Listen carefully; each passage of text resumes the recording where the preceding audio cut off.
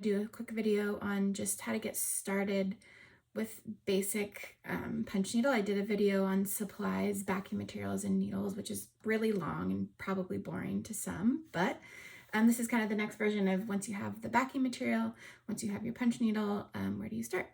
So first I'm going to show how you thread the needle. So I'm just going to use Amy Oxford number 10 punch needle. It's really basic. And I also have kind of a knockoff version of it that looks like this. The number 10, you can put pretty thick yarn in, and then this one is a smaller one for a little bit smaller, and you can see the difference. Basically, I don't even use a threader. Because this is a number 10, it's pretty big. I just use two, well, I use all sorts of different stuff, but here we're just using 2 pieces of just basic acrylic yarn. I just twist it, stick in a little piece and pull through. And then you just want to put the rest of the yarn in the needle and pull. You want to make sure that the yarn gets all the way through. And that's how you thread it. If you're using a threader, I'll show you how to do that as well. I prefer this way. I just like using my hands, and the number 10 is so big, usually you're putting big pieces of yarn through, so it's possible.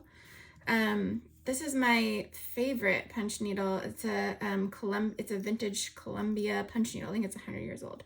Anyways, this one, I use this. There's different heads for this, but I've been making these little tiny necklaces and using smaller weights of yarn, like sock yarn or really thin pieces, embroidery thread. So here, this is just a little thin piece of wire that I have. I just use these because I lose them all the time.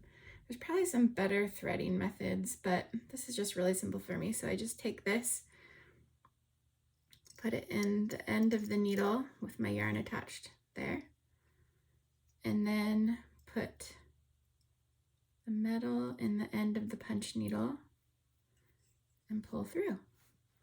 And then same thing on this one, you want to make sure that your yarn gets in, so you pull a little bit and it's ready to go. Okay, now I'm going to show you how to actually punch into the backing. This is burlap. You can use monk's cloth, lots of other materials. I talk about that in my other video. So we're going to start off here. I have my yarn threaded in my Oxford needle. So you want to make sure that you're punching with your needle faced out the whole time. So like this. This is the direction that you're going to want to go. And you want to punch the needle all the way down into the back material and come back up. Don't come up too far, else you're going to pull it out. Okay, we'll start that again. Okay, so again, we're going to start punching this way in the same direction. And you punch about every 2 or 3 holes, depending on the effect that you're going for. Okay, and you keep going. So when you want to switch directions, you switch the needle back, because the needle is always going to go the same way. So now you're going back this way. You'll run into trouble if your yarn is somehow stuck or taut. It's not loosely in here. You'll have like they won't go in every hole, and you'll get frustrated. So make sure that your yarn is taut, okay, or is not taut. And then you can see here, you can even just take the needle and go like that and fix the holes. Okay. So let me show you what happens when you don't go in the same direction. So we're talking about when we start our needle here. Let's see, we're going along and we want to do a switch. And we try to go this way with the needle like that. It is not going to look right. See that? And it's also not going to stay very well. So we want to make sure that when we're punching,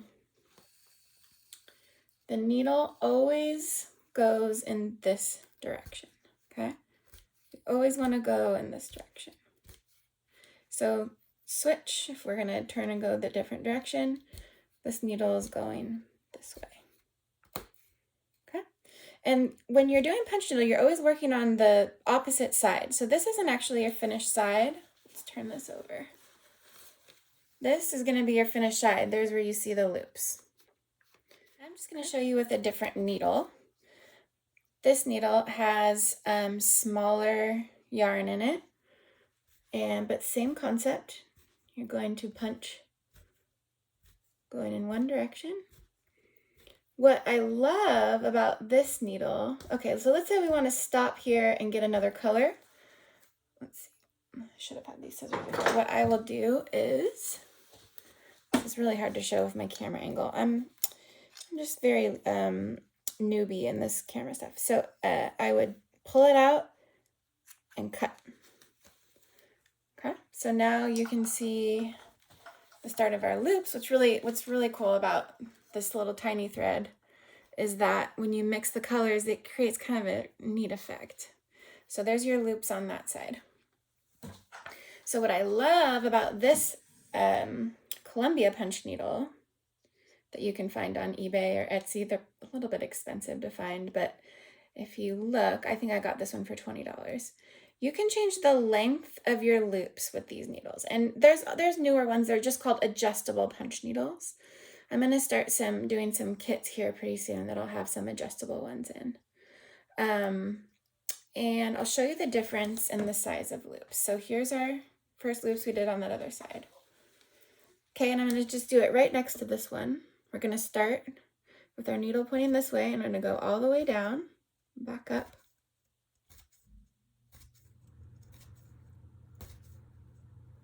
Okay, and I'll just pull this out so we can see. Okay, on this side, you can see the difference in the lengths of your loops. Doesn't that look cool?